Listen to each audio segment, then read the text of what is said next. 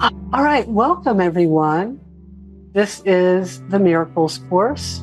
It's a year-long program.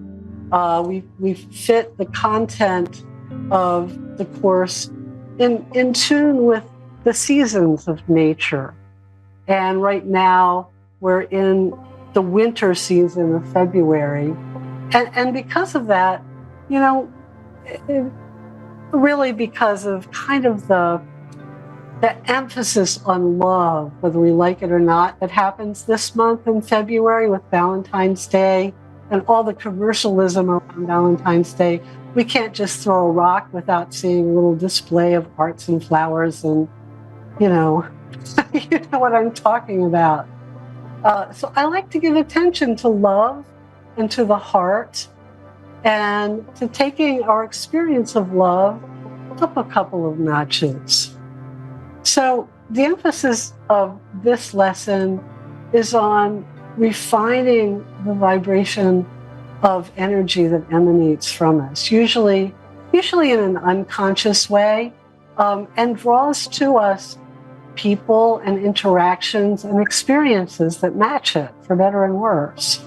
And as we understand and work more consciously with this emanation, it really can help us feel less at the mercy of our own and other people's turbulent emotions. Because much of what we experience when we feel unpleasantly triggered by the actions of another person, or when we perceive ourselves to be absorbing the negativity of another person, it's really not about them at all. It has a lot more to do with the matching emotion within us. Maybe it's deep down and kind of buried, rising up to vibrate in tandem with a similar energy. It's like that energy within us gets, kind of stimulated by the similar energy outside of us. And as like meets like, each amplifies the other. But as we refine our own energy, not only do we attract less unpleasant drama, we even start to have a soothing effect on the world around us. So consciously cultivating the energy of love just generates a tremendous healing response at all levels of our being. It has a physically healing effect. It also starts attracting to us all kinds of experiences that match it, from loving relationships to greater prosperity, and you name it, our highest good on every level. And this energy also creates a natural aura of protection around us that's way more effective than the kind of psychic protection that's often taught, that's really aimed at shielding ourselves against negativity. And I don't mean to diss those kinds of exercises. They have their place. But, I think there's more effective forms of protection. In fact, Larry Dawsey, who made a name for himself, he's an MD, but did a lot of research and writing on the nature of prayer. I think his first book was called Healing Words, a really great book on prayer. But he also wrote a whole book on the effects of curses and negative prayers, which is called Be Careful What You Pray For. He concluded by just, researching this and talking to all kinds of healers and shamans and all kinds of breadth of healing practitioners. He concluded that the most reliable forms of protection against the negative intentions of others involve, one, psychological growth and maturity. I just imagine that we just need to spiritually grow, which is really different from just expanding our psychic skills, because we can develop psychic skills that aren't necessarily rooted in spiritual maturity and psychological growth. So that's number one. And also, number two is just honoring the presence of the absolute in our lives, however you choose to think of that. God is all that is, creator, higher self, the absolute. And number three, cultivating our capacity for love. That's what he concluded. And now this is what our work here is all about, all three of those. And Dulcie said that without this personal work, other forms of protection are unlikely to work.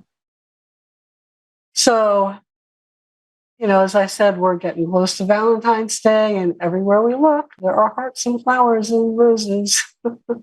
So we're going to give attention to the power of the heart, which is, of course, the physical organ we most connect with the emotion of love. But this connection isn't just physical, this connection to the physical isn't just emotional. It's also so, I'm having a brain fart. What I meant to say is that the physical to the emotional, it isn't just a metaphor. It really correlates to an emotional and spiritual function, like the heart correlates to a very specific emotional function and spiritual function. And this is something that's much better understood and practiced by traditional and Eastern systems of medicine, or traditional Chinese and other Eastern systems. Modern Western medicine, doesn't acknowledge those kinds of connections so much. Although there is a lot of research that people have heart attacks when they've experienced a great loss, or soon after retiring if they haven't figured out, their replacement. So we lose our spark in life, it's really connected to our heart. Now, physically, the heart pumps lifeblood to every part of the body. It also acts as an oscillator, which means it sets a powerful rhythm of health that draws other organs of the body into alignment with it. Now, in much the same way, moments of heartfelt love project a vibration of health powerful enough to heal dis-ease of our body and our mind and our spirit. The physical area of our heart is the place in our body where we feel the emotional warmth and tenderness of love, as well as that, horrible, crushing weight of heartbreak. If you've ever done any energy healing, psychics and energy healers are well aware of the powerful spiritual energy that emanates from the heart chakra. In fact, there's a lot of energy centers of the body which can be seen by many psychic people as really pumping energy. And as powerful as the heart can be, though, it doesn't act alone, be it physically, emotionally, or spiritually. And it's affected by the health of other organs and the other energy centers of the body. So consequently, rather than just focusing on the heart energy alone, the exercises here are going to work with three important centers: the heart, the head, and the stomach. Now, there's many other energy centers, but, three is confusing enough. So, and they're biggies. So we'll work with that and just see what that does for you. I think you'll find it really interesting. So let's move on to the head and just explore a little bit with our minds what the head does. It's the function of our head, our mind, that makes us either narrow-minded and self-absorbed, or understanding and able to see another's point of view. It's through our minds that we're able to really comprehend the big picture of our our oneness with others and to discern the right action that really bridges the illusions of separateness. It's our mind that chooses the interpretations we give to life that allow us to either see a world filled with love and beauty and hope, or one of pain and hostility and desperation. It's what makes us an optimist or a pessimist. And we say that someone's in their head when we mean their analytical thinking has disconnected them from feeling. Thinking taken to an extreme can show us such a big picture that we can become overly impersonal and kind of detached from compassion. I mean, just imagine the difference between hearing some faraway statistic of massive famine around the world versus the very close-up experience of actually meeting one starving child face to face. The first is so massive and far away.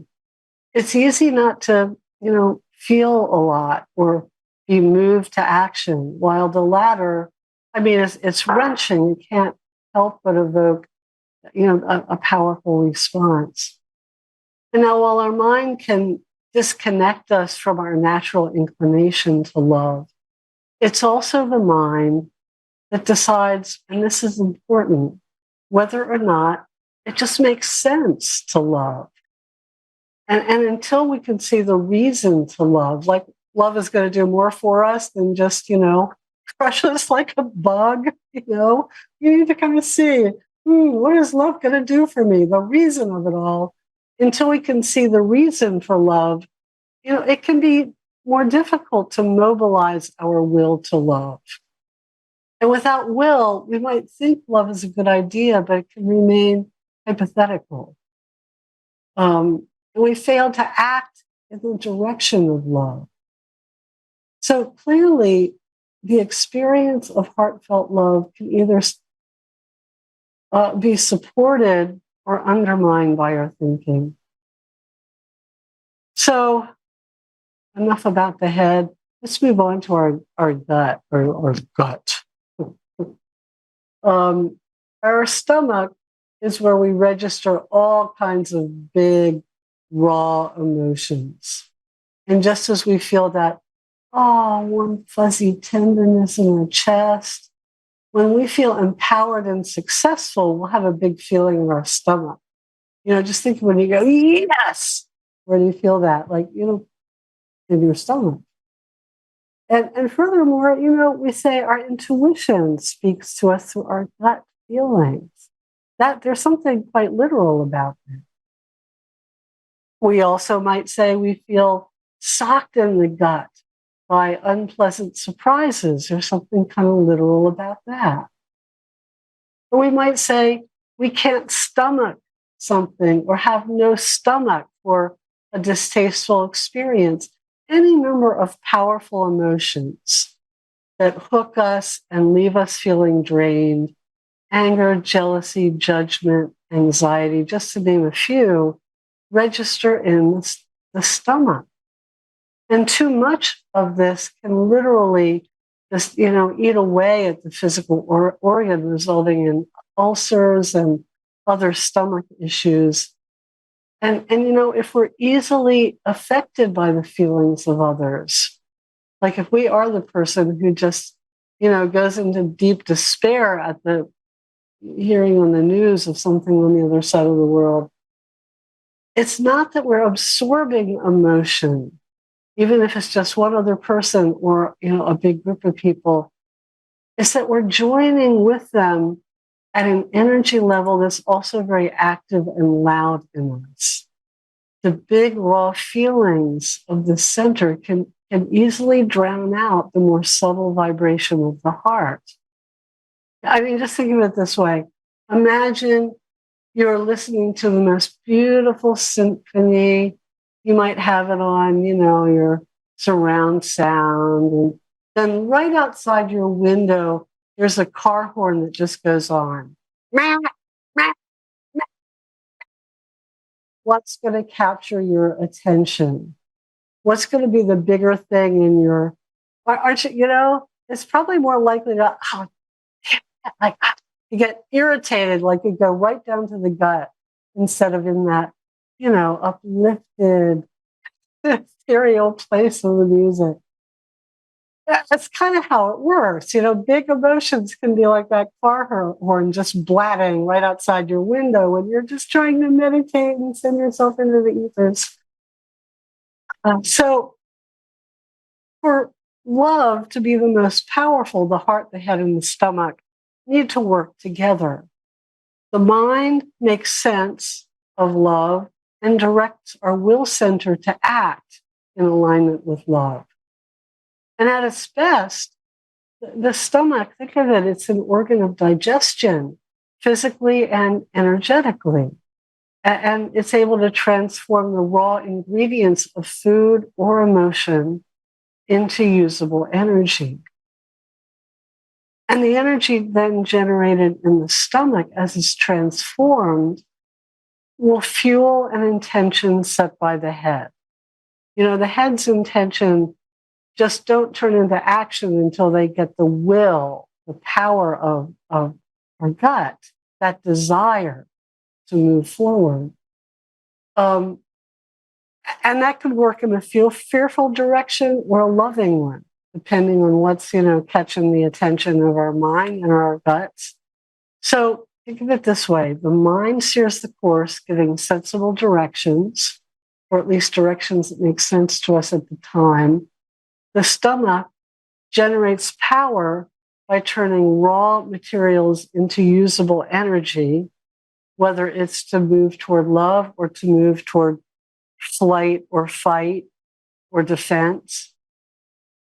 And the heart, if it's all going in a love direction, pumps that transformed desire energy from the gut into the energy of loving vibration. That will to love becomes the desire to love, really turns into that passion to radiate unconditional love. That is the highest vibration of the heart. So we're going to do a little visualization, a little exercise for bringing all three energy centers together so that thought and will both work to strengthen the heart's vibration of healing love, which in turn starts attracting all good things to us in ways that we might imagine, but probably in a lot of ways that we can't yet imagine. So everyone, just close your eyes and quiet your thoughts with some deep, slow breaths.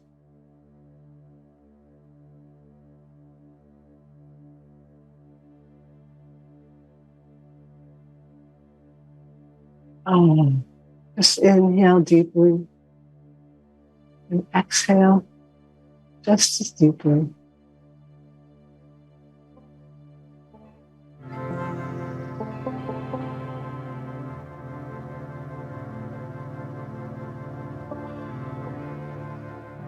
And just let your awareness turn inward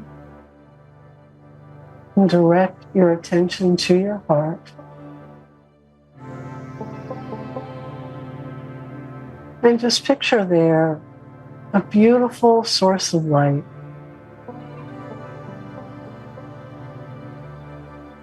It might take the form of a flower or a jewel, a flame, a star, or it might just feel like energy. Just really let it come to you in the perfect way.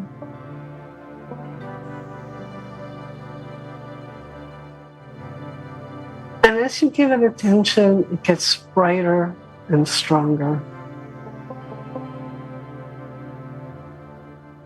So really start to feel a softening and an opening in the area of your chest.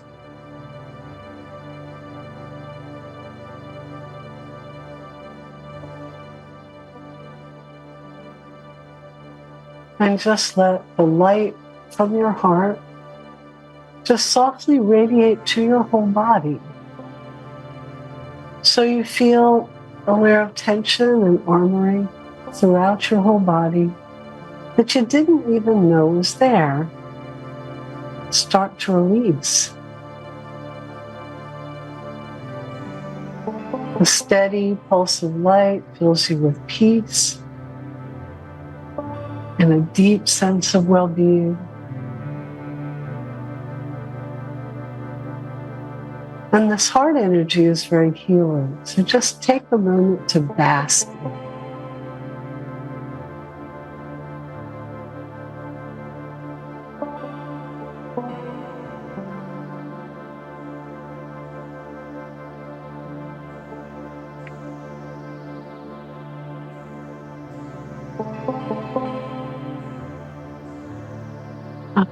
Now, direct a wave of light from your heart to your head and see it awaken and brighten a light source there. It just intensifies an energy center that's already there, really lights it up. And this light center is also very beautiful, but it's different from the one at your heart. So see what form it takes in your mind's eye. This one is definitely visual. You can just see it.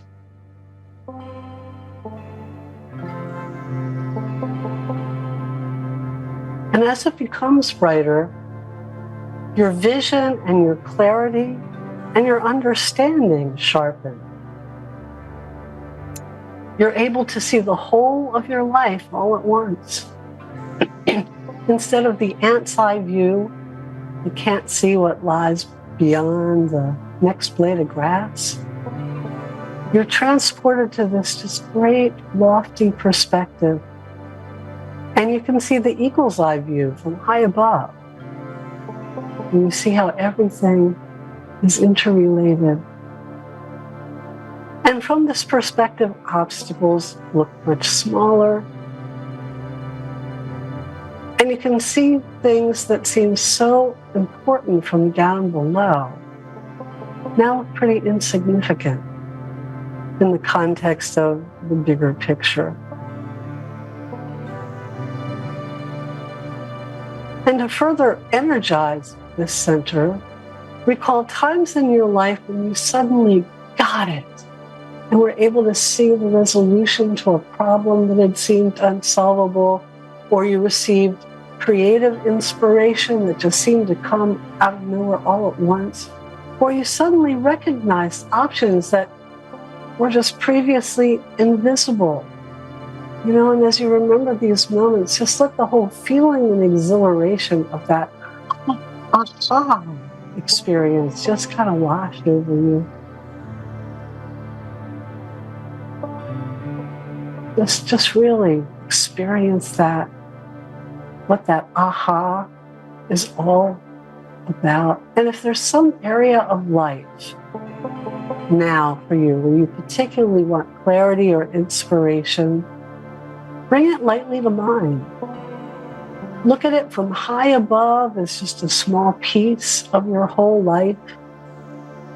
And don't try to analyze it or problem solve it. Just simply notice how this issue is part of the whole. And ask to see the higher purpose of it. To be shown your soul's purposes and lessons. And ask to be shown the highest path. And don't worry if answers don't come to you right now. Don't grasp at answers so much as simply hold an intention that this information is going to come to you now at the perfect time in the perfect way.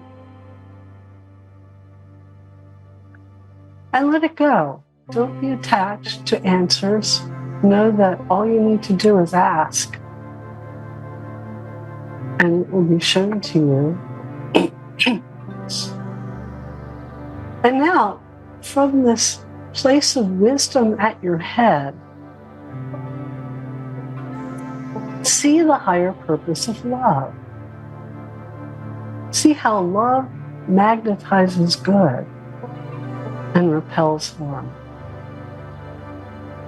See how love creates synchronicity, synergy, and miracles, while fear only creates more of itself, more things to be afraid of. Just see that higher truth now. And from that knowledge, send a clear ray of light from your head to your stomach and solar plexus area, that gut area, so that it will awaken your will to love.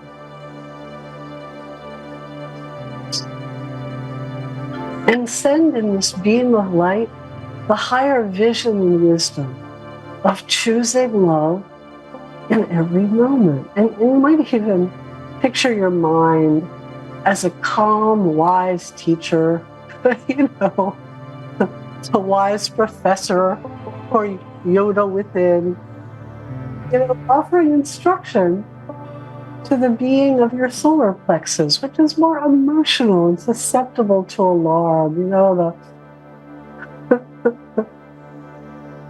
the emotional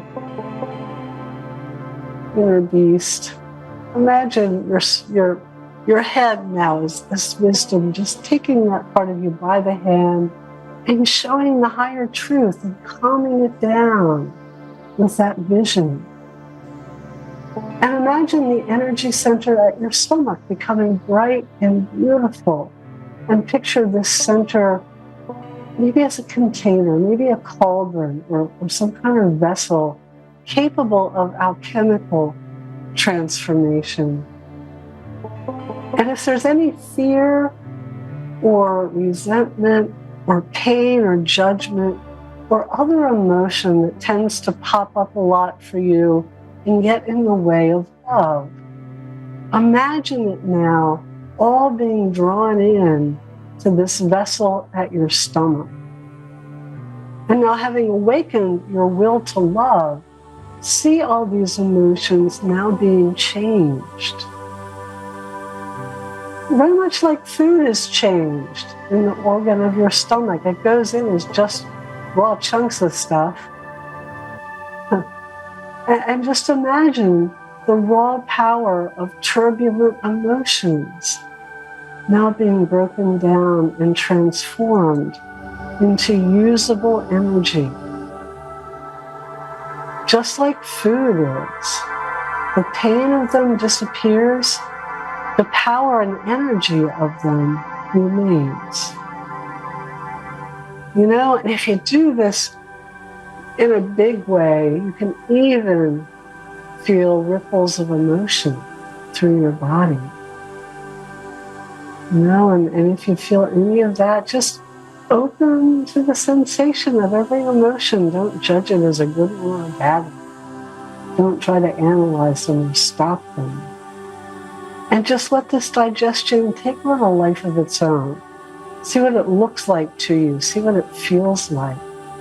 Processing emotion, changing it from pain into pure sensation and energy.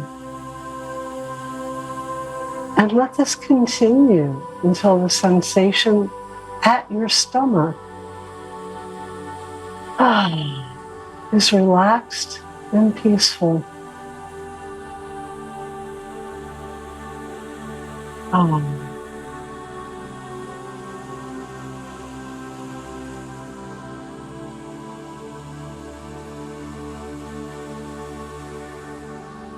And as you become able to transform pain into power, you feel profoundly safe. All that you've previously feared loses its power to hurt you. You feel strong not because you're well defended against pain, but because pain no longer holds power over you now that you have the power to diffuse it, to digest it, to transform it, to turn it into something you can make good use out of. So imagine, maybe for the first time ever, the experiences of power and defenselessness as one and the same. And see if you can not just think these two ideas, but feel them both, because they both are very strong, visceral gut feelings. They affect our whole body, but you can particularly feel them in your gut and allow a deep, permeating feeling of safety to just settle into the pit of your stomach, where everything just starts to release. Your shoulders, your jaw, the tension maybe in your fists, your arms, everything. Armor around your heart. Your gut relaxes and safety settles in to your stomach. And you also feel powerful, the sense that anything is now within your grasp, the ability that you can do it, feeling that achievement, that success feeling. Imagine putting those two sensations together, the yes, I am powerful feeling, together with I'm safe. That I am grounded and walk firmly on the earth feeling, along with I am safe and defenseless. See if you can feel them both in your body at the same time. This is true power. And from this new well of power at your solar plexus, send a strong and steady flow of energy to your heart. And picture the center of light at your heart getting brighter and stronger, even more so than it was, pulsing light to every part of your body and not stopping there, continuing on beyond. And imagine that this emanation of light is so powerful that your whole body is radiating, pulsing the light of universal love. Your whole body has turned into one giant spiritual heart that emanates unconditional divine love. And the feeling of this is ecstatic. The feeling of this is being one with all things, with all people, with all animals, with the earth, with the heavens, with the divine. The once raw emotion of the solar plexus has now become the passion to love and only love. It ripples further and further beyond your body into the space around you. And just see how far it goes. And just as your heart's beat is the body's oscillator pulling other organs into healthy rhythm, imagine that your whole being is now acting in a similar fashion, pulling the world around you into alignment with the vibration of oneness and love. And this emanation touches everyone you meet. And now, instead of being affected by the pain and turbulence encountered in others and in the world around you, they and it are lifted into your more powerful vibration of peace. And imagine this ripple of love is now attracting all kinds of circumstances and opportunities and people into your life that support your highest good, that bring all kinds of wonderful new experiences and opportunities and blessings. And at the same time, it repels everything else. It repels everything that's not on that highest good wave for you. You don't have to defend yourself against the wrong people and wrong situations. You just find yourself not around them, not in them, or they just seem to transform in alignment with you. If you don't believe that's possible, read up on Peace Pilgrim. She had that effect on people.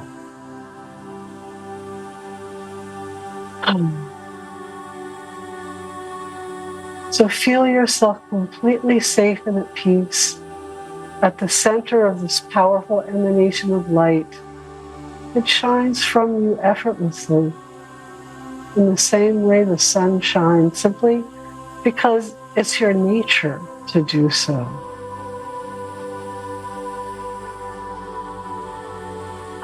Just take that in. That's very simply feels good. Feels better than anything else. And just complete your meditation with some deep, full breaths. I couldn't find equal brightness.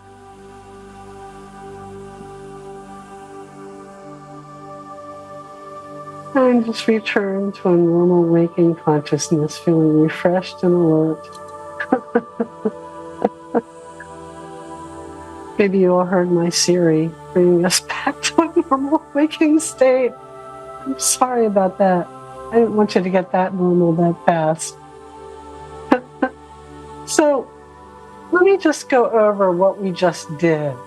Basically, we just went through 4 steps for refining our energy. And I want to just articulate those. And this will be all written up in the written materials, so you can kind of remember it, if you want more clearly. 4 steps. The first one was just to awaken heart energy. And, you imagine the beautiful center of light at your heart. You pictured it pulsing energy through your whole body. And the light here is contained, and it's really directed toward you. And this is a great step to do alone, just when you want personal healing. Great way to put yourself to sleep at night. When you're in the bathtub, just do this one. Imagine all this beautiful water around you is, this healing heart energy, just soothing you, just bathing you. Use it any time you just need personal soothing. The second step is awakening your higher mind. Because after you've awakened your heart center, you direct a wave of energy up to your head. And this light, the thought about the mind, the head center, it helps to open your higher mind, where you can, helps you cultivate objectivity, perspective, wisdom. It's a good one when you need to just see the bigger picture of something. Now, the third step is to awaken your will to love. From the awakened mind, what we do is we send a beam down to our solar plexus, to our gut. And this light stimulates our will to love so that any emotion interfering with love can be absorbed and digested and transformed into something useful.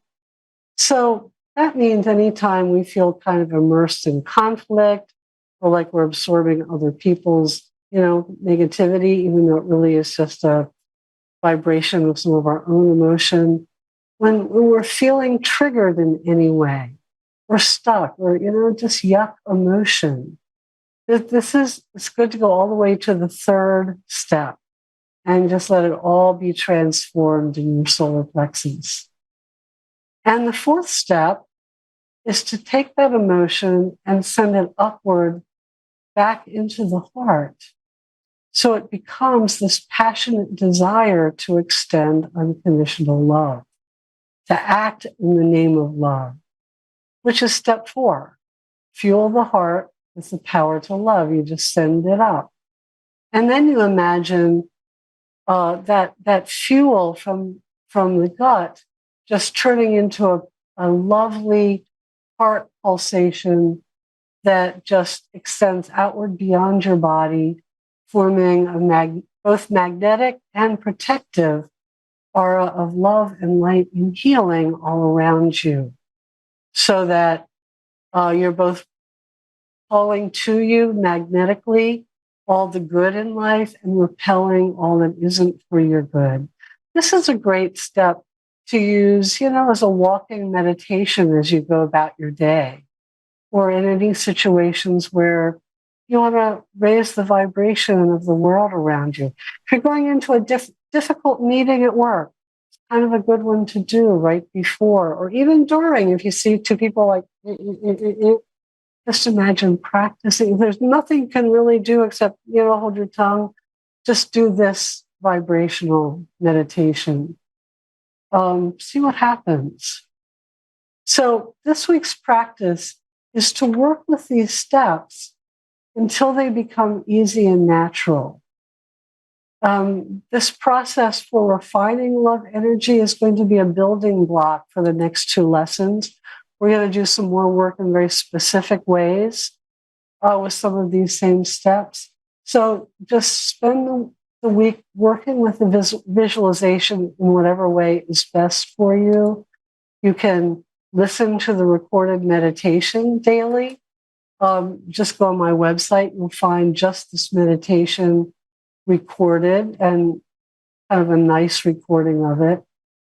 You can also just look at the written materials to remember the steps and do it in your own quiet time. You can just do it as you fall asleep at night. That's always a good time when we are just lying there with our eyes closed. Maybe we don't have to fall asleep right away. And let the 4 steps just start to become fluid and effortless, so that you don't have to keep remembering them. So it becomes easy. And then see if you can find ways to bring pieces of the process to mind as you go about your day. Bask in heart energy when you need a little pick-me-up. Awaken your higher mind when you need clarity. Call upon your stomach's power to transmute turbulent emotion. When you're feeling, immersed in something. And send it to your heart to be released as love when you want to raise the vibration of a situation. Anytime you just want to call forth the best in life. Just imagine yourself, step 4, to be the source of a powerful love vibration that protects you, that lifts those around you, and that magnetically calls into your life all the best. So here's another exercise. And again, these exercises are written up in the online materials. Using the 4 steps, radiate love to 3 people each day. Let the first one be the person you most love, the one who's easiest to love. Let the second one be someone you just want to serve with your gift of unconditional love. It could be someone who might be in need of healing. It could be anyone who just comes to mind. It could be someone who you just admire and want to, gift with healing, light for any reason. You maybe have met them or not, just know them by reputation. Now, the third person is the person you most love to hate. the person who is the most difficult for you to love, be they people you know or not, your favorite I love to hate you politician, or, the person who's driving you, batshit crazy in your life, whoever it is, the family member you've never gotten along with, whoever it is, that the one they've probably already popped into mind. It's like, really, seriously, that's the one. And on that note, loving the one you most love to hate, I want to make sure, last week we didn't have time to go through all the information on forgiveness, because there's a bunch of it. So if there's somebody who's really hard for you to forgive, whether you know them or not personally, just make sure you have reviewed all of the materials in that class, because that's important. Oh, Bill said I forgot to introduce myself with the book. I just saw his comment to me from the beginning. If any of you who don't know me, I've written 2 books on miracles. One is Holding a Butterfly, which is a super easy read. It's the kind of thing you can just keep by your bedside. It has a lot of stories, miracle stories, and exercises. And the whole thing is set up as a miracle experiment where it's not just about you read the book, you put it down, you do the exercise, you have a miracle. It's about joining with every other reader so that you create this morphic field of group intention as you read. And you have little miracles as you read the book. But I've had so many people write to me and say, it's the middle of winter in Minnesota, but a little butterfly just lit on my arm when I opened this book, like, oh. Or someone said, I opened the book and smelled roses. I didn't even know about that exercise. All kinds of little synchronicities and lovely things start to happen. So I've gotten a lot of great feedback on it that way. And it's an easy one, super easy. Now, a deeper dive that is a continuation of the miracle experiment, but also goes deeply into the times we're in and why do they seem so crazy. I think there's a good reason for that. It's all about our evolution as a species. And it makes each of us taking on the job of raising consciousness and vibrating love all the more important. It also gives a lot of exercises for how to really be, a spiritual warrior in these times. How to create your highest good in the midst of a world that seems to be, going to hell in a handbasket. The mass experience, the collective experience, does not have to be your experience. And by you doing this kind of work, you raise up the community around you, as we learned in this exercise. So it also goes deeply into the power of group energy. Why does it work? What's some of the science behind it? How to really tap into it. A lot of that, the whys, why does this work? Whereas the holding a butterfly is just, try this. You might like it. So that's who I am. Please read. Is that good, Bill? So I'm going to call it a night, everybody. It was lovely being with you. I hope you do the exercises. I think it'll be really interesting. See who shows up this week as you do it. That might be really interesting to watch. And until next week, my loves, it's always such a blessing to be with you all. I just so love and bless you. Namaste.